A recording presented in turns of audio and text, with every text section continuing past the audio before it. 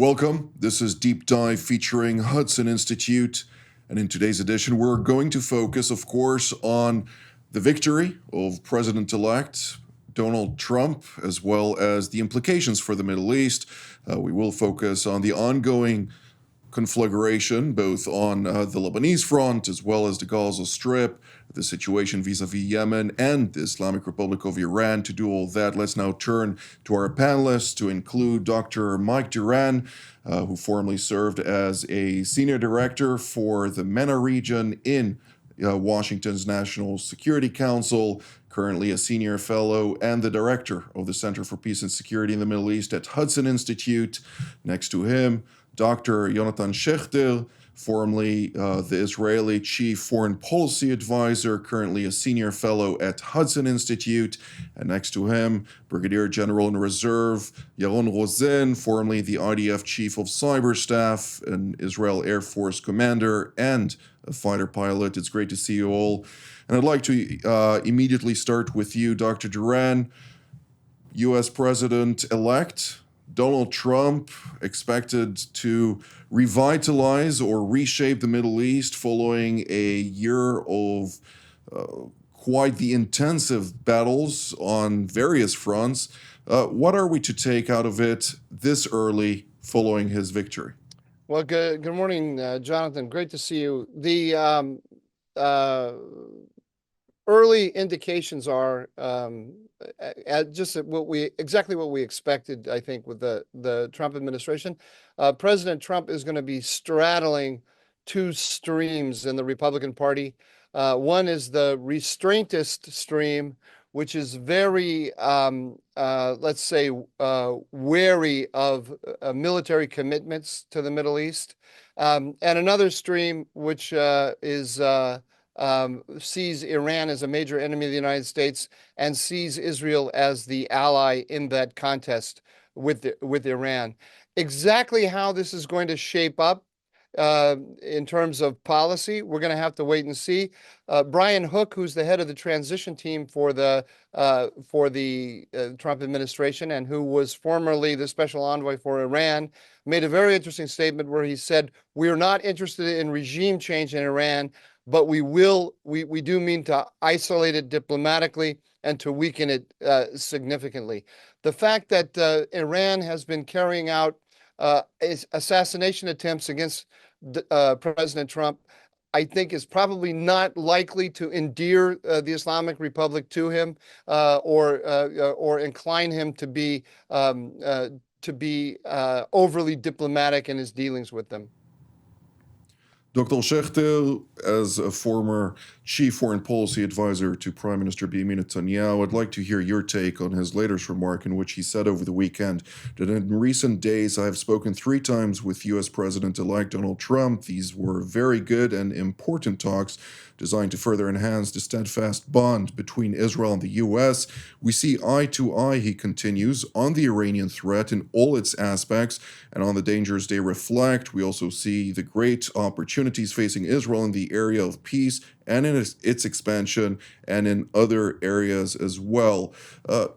Give us a little bit of understanding in layman's terms, what is actually the current rhetoric versus what actually is playing out? The short answer is I don't know, and I don't think a lot of people know. I think it's important for viewers to remember the period between the election and the inauguration after the 2016 elections. I don't remember a period of greater speculation and frankly rumors and I don't know if it was misinformation or disinformation. At the time, I think it was largely because then President-elect Trump was such an outsider and was coming from so far outside the political establishment that people were guessing about who was going to be appointed, what his policies were going to be. Today, obviously, he's less of an unknown, but I think still largely, certainly unconventional. And I think that right now you're seeing a lot of people who are sort of filling the gaps with the same sorts of rumors and speculation. I think if the prime minister spoke with President Trump 3 times in recent days, I think that points to an early effort to coordinate positions to make sure that they're on the same page. As Mike pointed out, Iran, there have now been at least 2, I think, if not more, publicized assassination plots, Iranian assassination plots against Trump in recent months, and that's on top of the announcements about Iranian efforts, influence operations to try and get Biden elected. And so I think, certainly the president-elect is aware of Iran's efforts, and I'm sure that the prime minister has made it clear the urgency of the Iran issue in not just in the time of the transition, but also going into 2025. Indeed. General Rosen, I'd like to hear this from an Israeli perspective, of course, from the defense establishment, looking at what also Dr. Duran mentioned about 2 schools of thought currently at loggerheads within the Trump team, trying to assume the key roles within a future administration that will very much dictate what type of foreign policy the United States may pursue and how it's going to impact Israel in the process. Yeah, Jonathan, I think that what we have here, again, is what we called in the last few days since the elections, the twilight diplomacy. Like, how is the outgoing administration versus the incoming administration using its leverages, each one with totally different interests. One is maybe thinking about legacy and, as they said, transfer of power, and the other one is organizing the forces coming into power. But what I think for sure is that what the Trump administration should do now is maximize the way people perceive and expect this administration to operate once it comes in after 20th of January. And I think that it doesn't have to do anything. It just has to maximize this expectation that things are going to change naturally, not overpromise, but start hinting as much as possible. That's the general context of where we are. I think that there are a few things to emphasize here. One is the restructuring of the U.S.'s geostrategic posture, both regionally in the Middle East, vis-a-vis Israel and everything Israel cares about, but it's not about Israel. It's about how the U.S. operation in the Middle East also reflects globally. It reflects on Iran and Russia in the Ukraine. It reflects eastward towards the South China Sea and Taiwan. There is global reflection that the U.S. needs to take care of. That's the first thing. The second thing is just setting the example once the administration comes in. That's the second thing the administration needs to do, both diplomatically, militarily, economically, and all the information campaign that will probably come in. What's the first move diplomatically it will do with Iran? What's the first military strike it will do vis-a-vis Iran or proxies? All these things will be expected. That's the perception, at least. And then the third thing maybe is the United States and Israel specifically. How do we restructure the defense and offense ratios? Where's the support? Where's the assist? Where does it take lead? All these things, looking at the United States history in the region, all these things have to be restructured. Dr. Duran, I'd like to hear your take on this as well, but also from a more pinpointed perspective. When we're talking about the maximum pressure campaign, that's something that the Trump team has already alluded to pursuing from day one. But beyond that, it seems like the Iranians do not necessarily feel like there may be a credible military threat in the making, something that everybody are asking themselves whether or not the United States would pursue. such a posture that would then force Iran to reconsider its moves and potentially even scale back beyond isolating it, of course, that you mentioned earlier. Are there more steps that are we to expect in the upcoming Trump administration from the early days? Well, as General Rosen said, there's a lot of different elements to this whole picture. Let me just give you one example of the things that have to be worked out before we can get a clear answer to your question. One of the number one priorities of the Trump administration is going to be some kind of negotiation over Ukraine. I think a negotiation with Russia is in the cards. Another clear signal the administration is giving, the incoming administration is giving, is an intention to pull troops from Syria. So once you start negotiating with Russia about Ukraine, you're almost automatically going to be bringing the Russian position in Syria into play. You know, Israel's Minister for Strategic Affairs, Ron Dermer, who's perhaps the closest person politically to the prime minister, he's in Washington today. Last week, he was on what the Israeli press is calling a secret mission to Moscow. Clearly, it wasn't very secret, but it just shows you, as the Israelis are trying to work toward a ceasefire in Lebanon, they feel compelled to go talk to the Russians about the flow of weaponry and men from Syria into Lebanon. So, you know, the knee bone is connected to the thigh bone. Everything in the Middle East is connected to everything else, and even into Europe. So the Trump administration is making a lot of inclinations to move this way and to move that way, but it's not going to know what its list of priorities are and how it understands the connections between all of the different arenas until it's actually sitting in the seat and negotiating with people. And the president has the different trade-offs put in front of him so he can signal to his team, I want to move this way, I want to move that way, and then everything else will kind of fall into place. For the moment, the simple answer to your question is I do believe that for the moment, the threat to the Iranian nuclear program is probably not very high, because I would guess, and this is a guess, that the incoming Trump administration is signaling to the Netanyahu government, hold off, let us get into place, and then we'll figure out what we're going to do. Indeed. Well, Dr. Schechter, Minister Dermer is also expected to meet with President-elect Trump, during the course of which it is reported that he will provide him with an intelligence brief on Iran's state of its nuclear program, and additionally also of other activities, belligerent activities at that, which the Islamic Republic of Iran is pursuing on a regional scale.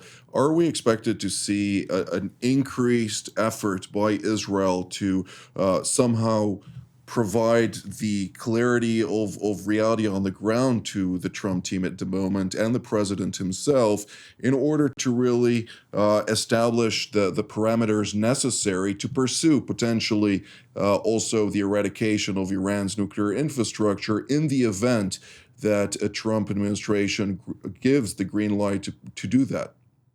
I think there are a few different questions related to this. On the one hand, I think sure, it makes perfect sense that Israel will present its understanding of the threat, its understanding of developments over the last 4 years, its understanding of the dangers that can be expected over the next year. The situation could be, as Mike said, where the response will be to tell Israel to just hold back and wait and see what happens, let them get settled. Or the response could also be, do what you need to do before we get in, because after we get in, we want more peace and quiet. And the third question, which I think is really sort of the wild card here, is, Iran is also aware of the lame duck period. They're aware of what they've done personally or tried to do personally to President Trump. They understand the position of at least some of the people in his administration. They have a great familiarity with Brian Hook and his positions.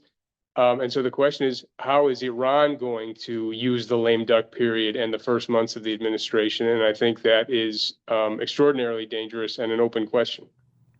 Absolutely. General Rosen, I'd like to shift gears to one of the Iranian proxies, namely the Iranian proxy Hezbollah in Lebanon, which continues to launch dozens, if not hundreds, of rockets and various projectiles on a daily basis.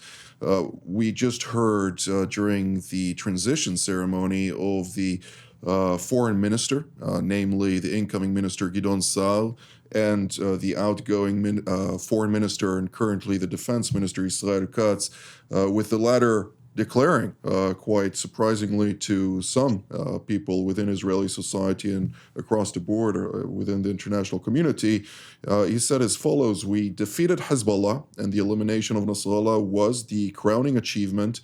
Now it is our job to continue the pressure, and here we will work together to materialize the fruits of this victory by ensuring that the security situation in Lebanon has changed." I probably didn't get the memo, but what is the current state of play when we're talking about Hezbollah, and what triggered the top diplomat here in Jerusalem, the former top diplomat, currently the top defense official, to declare victory?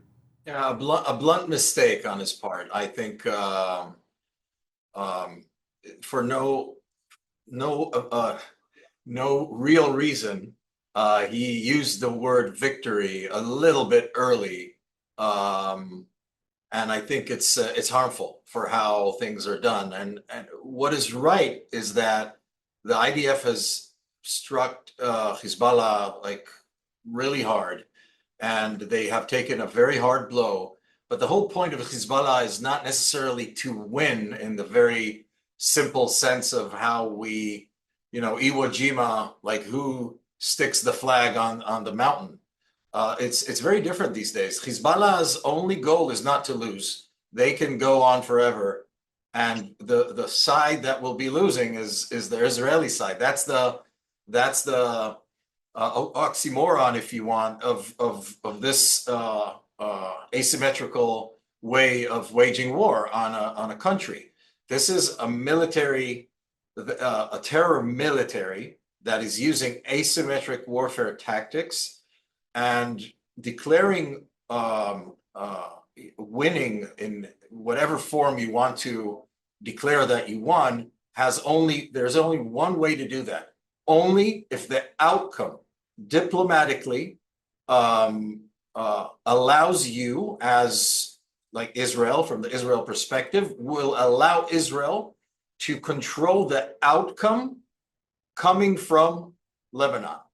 So if they cannot shoot from Lebanon with a real mechanism that allows Israel to virtually control fire control over the southern part of Lebanon, and we can actually act, that is the only way for us to actually win. And this winning will not be a moment. It will be tested through months and months of stability or instability, because this is the exact situation that we had in 2006. We sort of won, but 1701 was sort of, and that's not good enough, because we see what happens from that.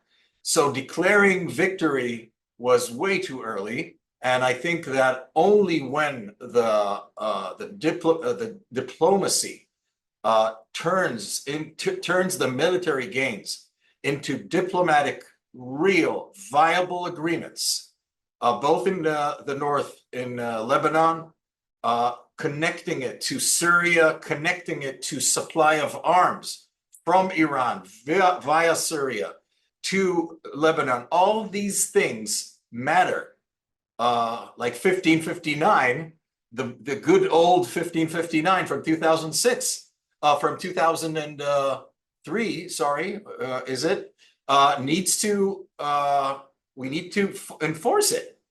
Hezbollah cannot be a second military, a second army inside Lebanon. Lebanon has to have one military. That will not go away if we don't have a viable agreement. Indeed. However, Dr. Duran, when I look at the current Lebanese front, we're seeing the IDF limiting its operation to several kilometers or miles from the border with Israel to establish some type of demilitarized zone alongside an extensive aerial campaign without the robust ground operation that was pursued in 2006, where the IDF essentially encircled Hezbollah forces, forcing the then leader of Hezbollah, Hassan Nasrallah, to agree to the 1701 UN Security Council resolution to save his own terror operatives. This time around, it's not the situation. Why would Hezbollah budge? That's a great question. I can only build on what General Rosen said. What's happening right now is that the Biden administration is selling the Israelis the 1701 donkey again, and they're buying it for several reasons. What does 1701 say? 1559. UN Security Council Resolution 1559 said that all militias in Lebanon must be disbanded. That means Hezbollah should be disbanded. 1701 affirms 1559, but then says there should be a demilitarized zone south of the Litani. Now, neither one of those was ever implemented. And what happened is that UNIFIL, the UN peacekeeping force, and the Lebanese armed forces, which were theoretically going to monitor and implement 1701, never ever did that. This was the theory of the case. Now, what the Biden administration is saying is, let's have 1701 plus. We'll come in, we'll strengthen UNIFIL, and when they're talking about strengthening UNIFIL, they're talking about putting maybe some British and French soldiers in it. And then we will also build up the LAF. So we'll pump more money and investment into Lebanon, which either directly or indirectly will go to Hezbollah. Now, the Israelis are coming back and they're saying, okay, not a bad idea. I think to be diplomatic, but the key issue is the instrument of implementation, so not monitoring, but implementing. And what they're demanding is a free hand, a continued overflight of the Lebanese territory, and a free hand in attacking Hezbollah positions if the UNIFIL and the LAF don't actually move Hezbollah out of every position south of the Litani. Now, Hezbollah is not going to leave the south of the Litani. The British and the French are never going to point a gun at Hezbollah and demand that it do. And certainly Fijians and Indonesians, I don't know, whoever else is in the Chinese and Turks are not going to do this, and the Indians are not going to do this. The only force in the world that will actually implement the demilitarization of Lebanon, south of the Litani, is the Israeli Defense Forces. Now, Nabih Berri, who is negotiating, he's the Speaker of the Lebanese Parliament, he's negotiating on behalf of Hezbollah and on behalf of Iran, is saying, over my dead body, I will not accept Israeli overflight over Lebanon, nor will I accept Israel having a free hand to attack Hezbollah positions. So what Nabih Berri, Iran, Hezbollah are trying to do is once again create the LAF UNIFIL umbrella under which Hezbollah can regroup. The Americans, recognizing the problem, are promising a letter, or there's a discussion of a letter, and I suspect that this is what Minister Dermer is talking to the Americans about today, a letter from the United States to the Israelis saying that if this wonderful new 1701, new and improved 1701 doesn't actually do its job, which it will not do, then you will have the right to go in and attack. This is all these kind of promises, assurances that Israel will have a free hand are not really worth the paper they're written on. The question is, are the Israelis, do they want to accept this now because they believe that the achievements that they have racked up, and they're very significant, are worth are enough to pocket at the moment. And they feel that for operational reasons, tiredness of the force and so on, it's good to have a breather now, and they're going to take it for that reason. I don't know what their calculations are exactly, but there has been, and this is how I would just restate what General Rosen said, there has been a major achievement by Hezbollah and Iran in this fight. And that is they have roped Israel into a long war of attrition. And the Israelis simply do not have a clear idea about how to end the war of attrition. And that's a problem. Indeed. Three very brief points before we end today's edition.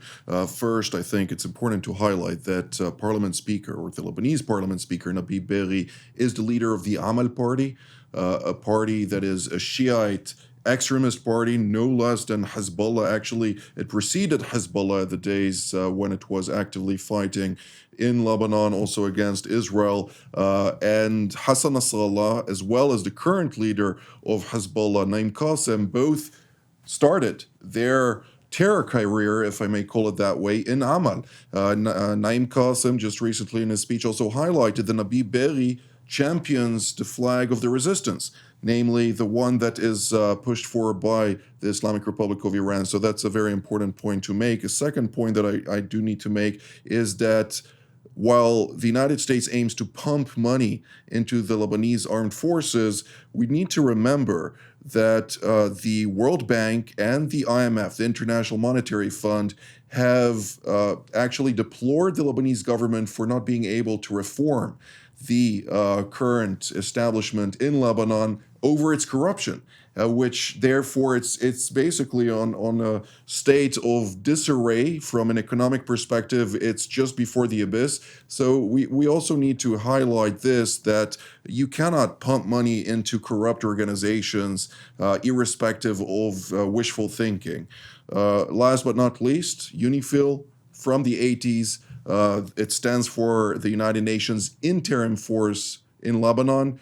Interim since the 80s to today. That's a very long interim period, but nonetheless, this is all the time that we have for today. So I'd like to thank General Rosen, Dr. Schechter, and Dr. Duran for all of your insights, and I'd like to thank all of you at home as well. Until our next edition, from here in Jerusalem, wishing you a good day.